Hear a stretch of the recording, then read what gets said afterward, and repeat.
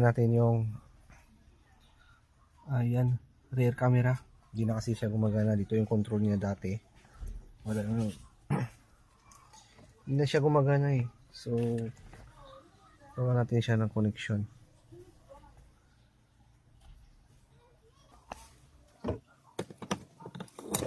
Dito natin siya i-connect. Ito dati yung power. So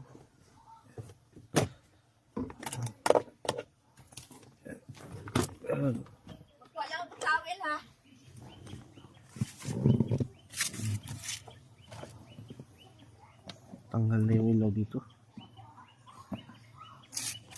Splice na natin dito. Ayan. Para gumana. Meron siyang inverter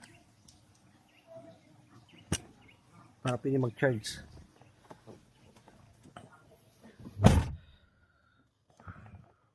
Ayan. Power natin.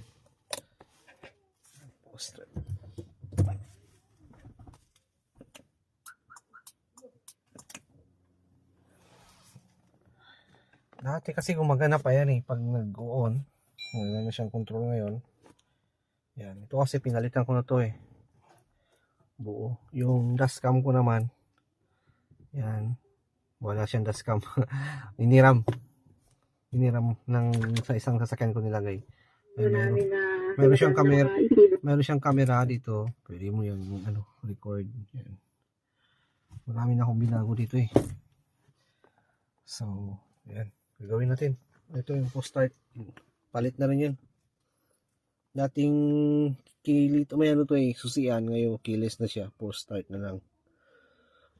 Ayan. Okay.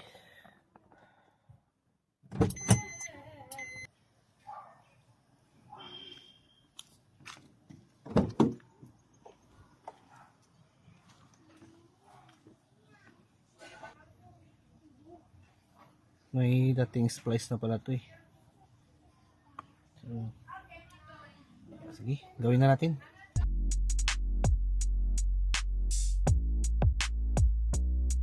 So yan, tapos natin yung install.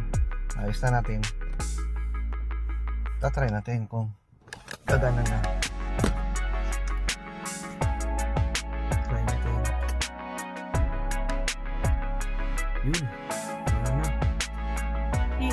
Sa kidneys. Narito po. Ano na siya? Yan, may control siya sa likod. Likod. Sa left. Sa right. Yan. Magagamit nyo yan pag nagpa-park kayo. Yan. Kabilaan yan. Side to side. Tapos sa likod. Pag nagre-reverse. Yan. Tapos pag silaw sa gabi, pwede mo siyang i-mute. Yan. Pinutin mo lang yung mute. Yan yung letter M. Yan. Para hindi masilaw. Goods. Okay na. Tayo na natin. Okay. Bye.